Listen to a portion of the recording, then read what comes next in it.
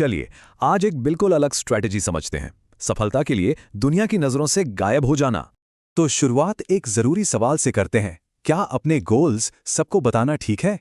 देखिए, एक दिक्कत है, सोशल जेलसी, मतलब दूसरों की जलन आपकी प्रोग्रेस धीमी कर सकती है।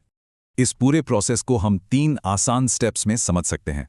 तो पहला फेज है एकदम रहस्यमयी बन जाना, अपने शब्दों पर पूरा कंट्रोल रखना।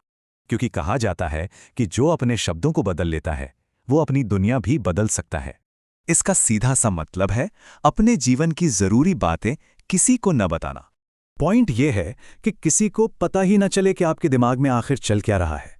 अब आता है दूसरा फेज, यानी परछाई में रहकर चुपचाप मेहनत करने का दौर। इसके लिए स्पॉटलाइट इफेक्ट से बाहर आना होगा, मतलब ये सोचना छोड़ना होगा कि सब आपको ही देख रहे हैं।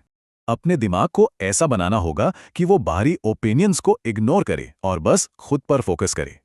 अपना दर्द, अपनी मेहनत और अपनी हर नाकामी, सब कुछ दुनिया से छिपा कर रखना है।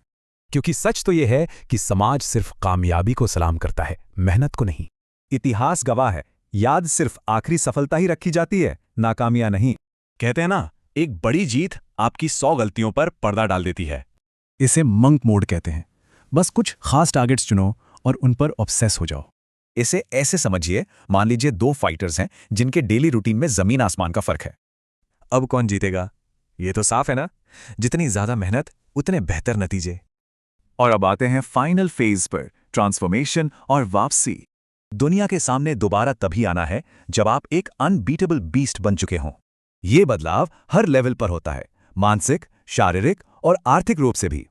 और मजे की बात यह है कि तब दिखावा करने की इच्छा ही खत्म हो जाती है। असली मजा तो और आगे बढ़ने की भूख में आने लगता है, वही असली इनाम बन जाता है।